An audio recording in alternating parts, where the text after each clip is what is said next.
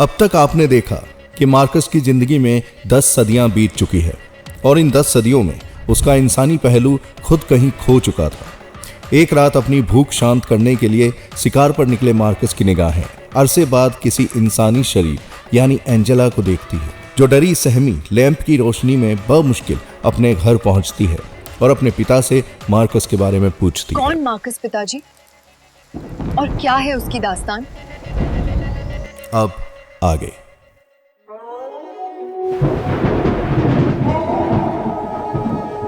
जिज्ञासा वाकई एक कमाल की अनुभूति है। कोई भी महान खोज या बदलाव किसी न किसी के भीतर पैदा हुई जिज्ञासा की ही देन है। एक समुद्री ज्वालामुखी के विस्फोट के बाद का दृश्य कितना विस्मयकारी होता होगा, है ना? आग और पानी का संगम, मानो दो कट्टर दुश्मन एक ही समय में एक साथ एक दूसरे में समाने की जद्दोजहद में हो। कुछ ऐसी ही जिज्ञासा स्कॉनहाइम में एंजेला और मार्कस के दिलों में भी जाग चुकी थी। एक तरफ एंजेला जहां मार्कस जैसी शख्सियत की हकीकत जानना चाहती थी, वहीं मार्कस भी उस रहस्यमयी परछाई को फिर से देखना चाहता था। जबकि गांव में एंजेला के पिता अपनी बेटी को सही सलामत देखकर खुश तो थे, लेकिन उनके मन में एक सवाल कौंध रहा था कि जंगल के विभत्स खतरों और मार्कस के बीच से होते हुए आखिरकार एंजेला घर तक पहुंची कैसे। ये लगभग नामुमकिन था। खैर, उन्होंने इसे ईश्वर की कृपा समझी और उन्हें शुक्रिया कहा, जबकि सच्चाई यह थी कि वो मार्कस ही था जो एंजेला के रास्ते में आने वाली हर बाधा को दूर किए जा रहा था। वो मार्कस ही था जिसने एंजेला को भनक तक नहीं लगने दी कि वो साए की तरह उसके साथ साथ चल रहा है और कई जंगली जानवरों को उससे दूर रखने के लिए उनसे लड़ता जा रहा है। इधर अपने घर में एंजेला पिता से मार्कस की कहानी ध्यान से सुन रही थी। कहानी के अंत तक पहुंचते पहुंचते उसकी नम आंखें सुर्ख हो चुकी थी। उसके भीतर एक सवाल तेजी से कौंध रहा था कि मार्कस कोई मिथक है या हकीकत। जबकि जंगल में मार्कस जख्मी हालत में अपने महल पहुंचता है। जानवरों से हिंसक मुठभेड़ के बाद अपने जख्मों पर प्राचीन जड़ी बूटी का लेप लगाते हुए मार्कस की एक दर्दनाक चीख पूरे जंगल में गूंज जाती है। इस जलन और पीड़ा को जब्त करती उसकी बंद आंखों में यकायक एंजेला का चेहरा उभर कर सामने आता है और उसी पल वो महल में अपने कमरे की ओर बढ़ता है। कमरे के बड़े से दरवाजे को खोलने के लिए उसके दोनों हत्थों पर मार्कस की उंगलियां कस जाती है। एक ही झटके में जैसे ही दरवाजा खुलता है, वहां सामने की दीवार पर एक खूबसूरत लड़की की आदमकद तस्वीर लगी हुई होती है। वो ही तस्वीर जिसे 1000 साल पहले मार्कस ने अपनी ही कल्पना शक्ति से बनाया था और जिसका चेहरा आज की एंजेला से हूबहू मेल खा रहा था। क्या यह कोई इत्तेफाक था या कोई रहस्य जो फिर से पर्दे के पीछे से उजागर हो रहा था?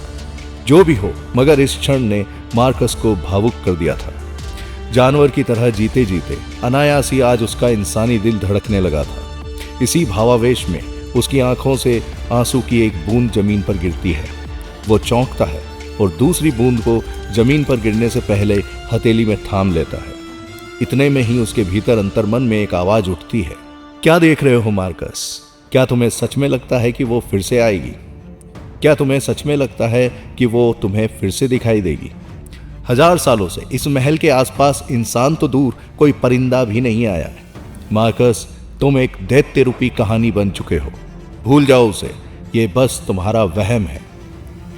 मगर इतने में उसके दिल से आवाज आती है, नहीं मार्कस, ये कोई संयोग नहीं था। वो एक ना एक बार फिर आएगी, वो फिर से तुम्हें दिखाई देगी। दिल और दिमाग के संघर्ष में मार्कस की हिम्मत टूटने लगी थी।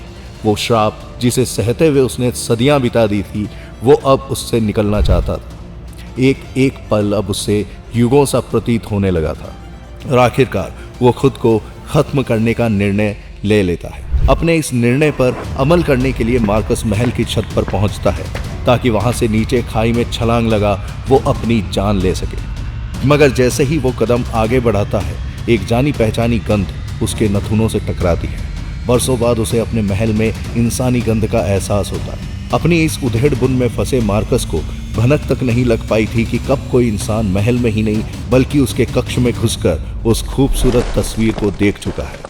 वो तेजी से नीचे उतरने लगता है जहां से वो इंसानी गंध आ रही थी। लेकिन तब तक देर हो चुकी थी और वो गंध धीरे धीरे कम होती जा रही थी। लेकिन फिर भी वो उसका पीछा करने की कोशिश करता है, मगर अब उसके कानों में सिर्फ दौड़ते हुए घोड़े के टापों की मध्यम होती आवाज टकरा रही थी जो गांव की ओर बढ़ रही थी। मार्कस वापस महल के अपने कमरे में पहुंचता है जहां उस इंसानी गंध की महक अभी भी मौजूद थी। वो तस्वीर के पास पहुंचकर अपने मन ही मन में बुदबुदाता है, क्या क्या अभी तुम आई थी यहाँ? क्या वाकई अभी तुम थी यहाँ?